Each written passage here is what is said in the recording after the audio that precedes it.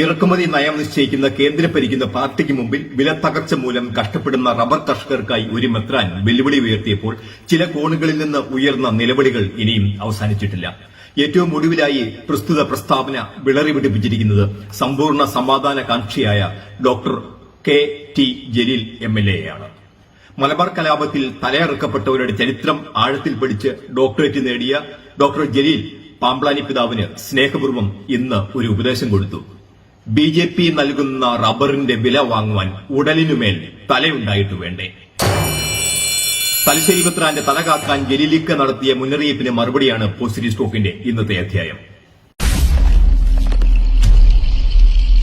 1921 മലബാർ കലാപത്തിൽ വാര്യംകുന്നത്തിന്റെയും അലി മുസ്ലിയാരുടെയും പങ്കാളിത്തത്തെക്കുറിച്ച് പഠിച്ച് ഡോക്ടറേറ്റ് സമ്പാദിച്ച ചരിത്രപണ്ഡിതനായ ഡോക്ടർ ജലീൽ ചരിത്രം അല്പം പിന്നിലേക്ക് മറിച്ച് 1-ാം നൂറ്റാണ്ട് വരെ പോയി റോമാ സാമ്രാജ്യത്തിൽ നീറോ, ഡയക്ലീഷ്യൻ തുടങ്ങിയ ചക്രവർത്തിമാരുടെ കാലഘട്ടത്തിൽ കഴുത്തറക്കപ്പെട്ട, തീയിലെറിയപ്പെട്ട, വന്യമൃഗങ്ങൾക്ക് ഇരയാക്കപ്പെട്ട ആദിമ ക്രിസ്ത്യാനികളുടെ ചരിത്രവും കൂടി ഒന്ന് പഠിക്കണം.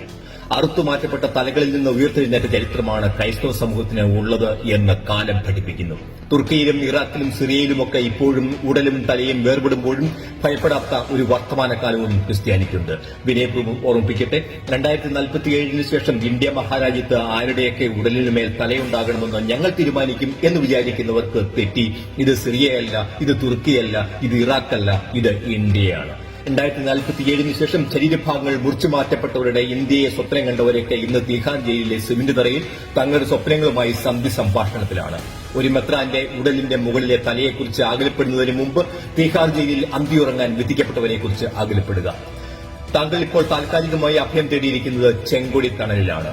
എങ്കിലും താങ്കളെ സഖാവ് എന്ന് വിളിക്കുവാൻ മനസ്സ് അനുവദിക്കുകയില്ല. കാരണം ഒരു നല്ല സഖാവിന് മനസാക്ഷിയുണ്ട്. നീലവെള്ളത്തിൽ ചാടിയ കുറുക്കൻ ചുവന്ന കൂടാരത്തിൽ അഭയം തേടിയാലും ഇടയ്ക്കൊക്കെ സ്വന്തം സ്വരം പുറപ്പെടുവിക്കും. ഒരു പഴയ സിമി പ്രവർത്തകന്റെ ഓരിയിടൽ മാത്രമായി ഈ തലപ്രയോഗത്തെ പ്രബുദ്ധ കേരളം നോക്കിക്കാണുന്നു.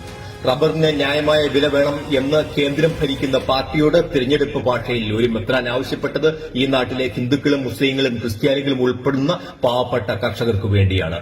റബ്ബറിന് 300 രൂപ വന്നാലും ഉടലിന് മുകളിൽ തലയുള്ള കർഷകരാരും ആ പണം വാങ്ങുവാൻ ഇവിടെ ഉണ്ടാവില്ല എന്നാണോ താങ്കൾ ഉദ്ദേശിക്കുന്നത്? അഥവാ അരിയും മലരും കുന്തിരിക്കവും ഒക്കെ വാങ്ങിവെച്ച് ഈ നാട്ടിലെ പാവപ്പെട്ട കർഷകർ വരും നാളുകളെ സ്വീകരിക്കുവാൻ ഒരുങ്ങുക എന്ന മുന്നറിയിപ്പും താങ്കളുടെ വാക്കുകളിൽ ഒളിഞ്ഞിരിപ്പുണ്ടോ? ഒരു ചരിത്രപണ്ഡിതനും മുൻ മന്ത്രിയും MLAയും ചരിത്ര പ്രഭാഷകനുമൊക്കെ താങ്കൾ ഒരു മെത്രാന്റെ തലയെക്കുറിച്ച് പ്രകടിപ്പിച്ച ഈ ആശങ്കയ്ക്ക് നന്ദി.